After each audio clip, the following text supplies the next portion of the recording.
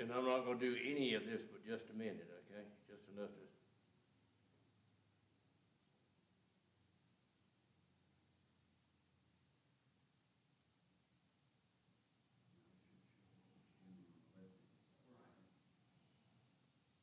Okay, Jane, go ahead and start.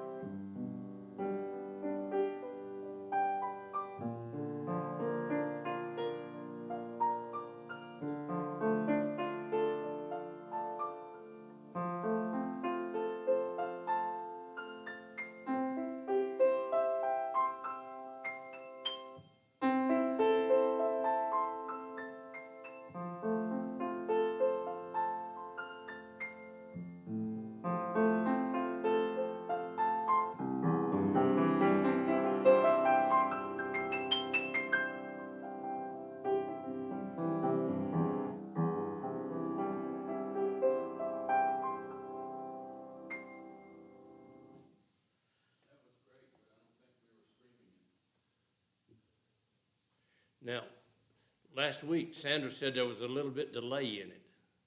Yeah, that's the problem we got right now. For some reason, it's not showing up on the live stream.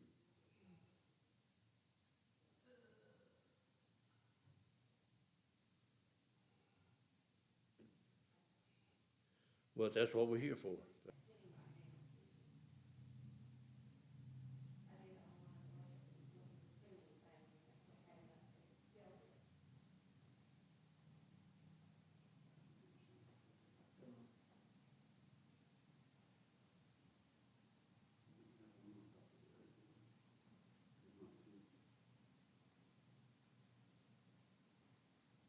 Coming live across our monitor in-house here, so we're checking right now to see what that is. So bear with us as we keep working at it. And this is why we're doing this today, is hopefully we can have our problems cleared out before Sunday.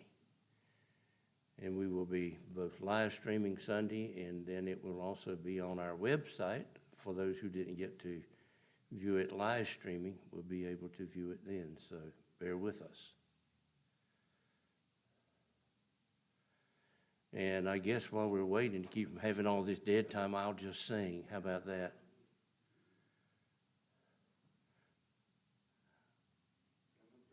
It's coming through now. Okay, we're live on our monitor here in house, and we hope we're live with you folks out there in TV land or computer land or wherever you are.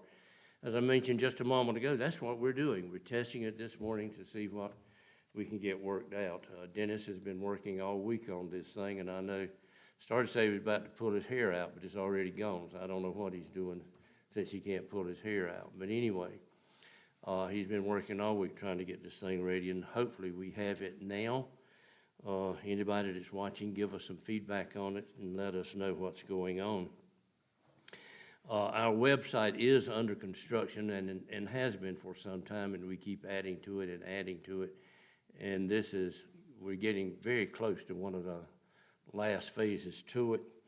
On that website, we will have general information about the church, worship schedules and times, and a picture of the church, and photos of the staff, and our statement of purpose, and some of the goals of our church, and the purpose of the United Methodist Church in general will be listed on that. We will also be able to place upon that our announcements and schedules as it changes, so that you can go on there any time of the day or night, middle of the morning or whatever, and find out what is happening. We will have a calendar on there with meeting schedules and all of that type of stuff.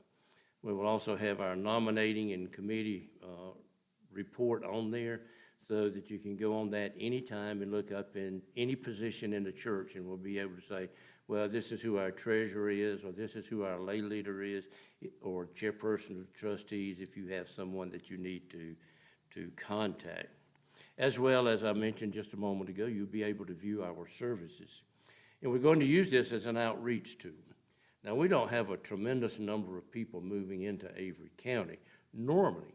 However, with the COVID-19 virus, we are reading in the Avery Journal how property sales are exploding here. And there are just no available properties now for people to purchase. And it's simply because a lot of people are able to work at home now. And why not come sit on their deck and overlook Grandfather Mountain or Beach Mountain or some of these other gorgeous views and be able to do their work at home, and they don't have to worry about coming in contact with the virus. So maybe we do have people that are coming in or that will be coming in, and if they go online and they Google United Methodist Churches in Avery County, the name of our church will pop up.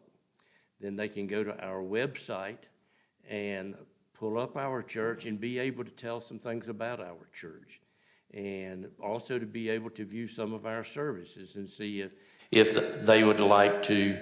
I had it muted, Dennis. I'm sorry.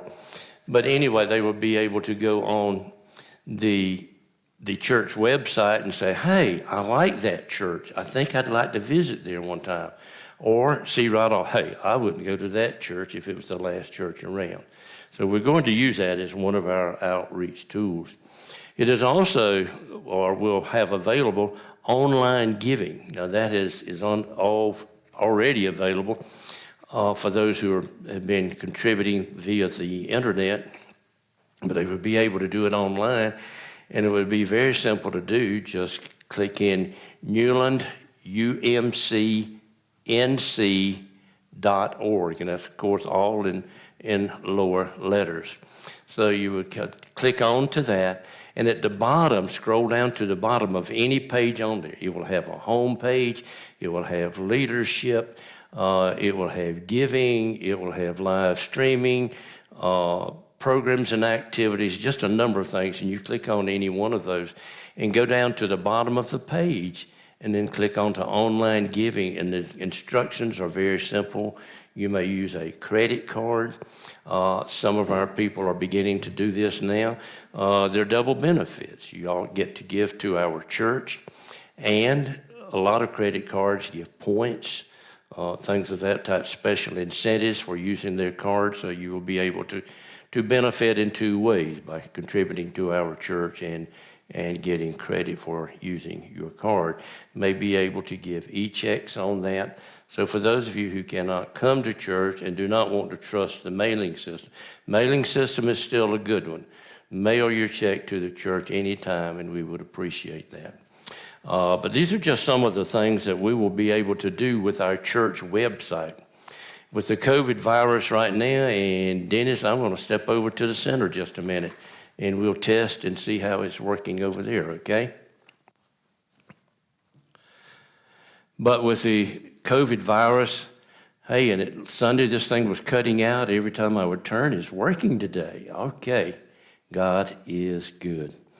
With the COVID virus, we don't know when we're going to be able to come back into church full stream, but we've been running from 21 to 25 on Sunday. 25 is our maximum capacity in the sanctuary. Now, we have the ability to worship in our fellowship hall at the same time. We have a TV back there, and with this camera that we're doing, you can be in our fellowship hall and watch the service back there, and it's just like being in the sanctuary. It's just that you're in a different part of the building. So we can exceed the 25 number, but we don't know how long this is going to last. We heard on the radio this week where the county manager said is cautioning people because in the last 10 days, we've had 138 new cases of the COVID virus in Avery County alone. Have a friend, one of my Hardee's friends, you know that Hardee's, that great establishment of culinary excellence here in Avery County. They visited with Dr. Clark this morning and needs some testing done, which will have to be done at the hospital, and advised her to get in there very quickly, that because we might be having to shut some things down here. That's not what we wanted to hear. We want to think positive, okay? And so our positive thoughts this morning that even though we can't come to church, even if we get to the point that we can't have the 25 in church, we can go back to doing exactly what we're doing today, and you will be able to have your Sunday morning services, just as we did when we began recording these things on a laptop. So please bear with us as we try to work out the kinks. A couple of things on the schedule that I'd like to remind you of. This coming Sunday is All Saints Day. And All Saints Day is simply a day when we remember all of the saints, if you will, that have gone on before us. We only have one that we will be remembering this year that has passed away, and that, of course, is Linda Beckton. And boy, was she a precious one for us to have to lose. But it's much more wonderful for her now that she is in her new home. But we will not only be remembering the ones who passed away this year, but all of the ones who have gone on before. All of us have family members, parents, spouses, children who have gone on to the eternal life, and we will be remembering all of those this Sunday. Right after Church Sunday, we have 7 people who will be leaving for a week-long mission trip to Redbird Mission just outside of Beverly, Kentucky. We will be going there to do several things. We will have a group of people who will be working in what is called the Christmas room, and they will be filling boxes for Santa Claus to deliver on late Christmas Eve night or early Christmas morning. We have others who will be working with the maintenance team, doing general maintenance around there. They've done everything from fixing the security lights or emergency lights, I think it is, in the school system there in case they have a fire. Some of the batteries were dead and the bulbs were not working or whatever, so they got those security lights working in case they have a fire. They replaced a roof last year that they were there. They've even had the good fortune of cleaning out sewer pipes. So we do all kinds of work, clean work, dirty work, whatever needs to be done. It's a very impoverished area. It's a coal mining country, and when we were there last year, we only saw one coal mine that was operational. All the others look like a big bucket of rust that have just been sitting there.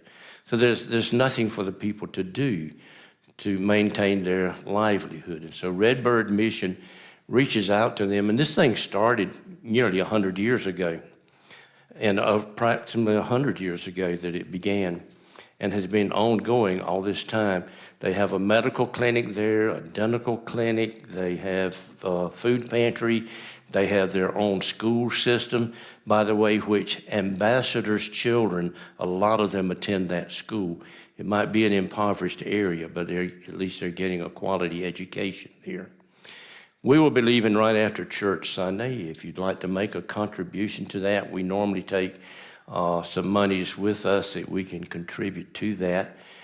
Just simply send it into the church. If you go online, there's a place there for special offerings. Just put in Redbird, and we will get that. That immediately goes into our the church checking account. You may, be hard to mail it, but go ahead and mail it if you have to use the mail system, and we'll send it to them even after we get there. And prepare yourselves if you come Sunday and you would like to donate to the Redbird Fund. Just simply drop a check into the offering box at the back of the church. For those of you who haven't returned, we aren't able to even pass the offering plates in church anymore. We have a special offering box that Mr. Bob Ollis made for us, and is at the back of the church, and you just drop your offering through the drop hole as you're coming in or going out. If you're wanting to give cash and get credit for that, we have to screen people when they're coming in. We take their temperatures. They have to fill out a questionnaire. Everyone has to wear a mask. We have gloves available for those who would like to wear them. No, not everyone has to do that. Not working? Still working. Oh, the time was up. Okay.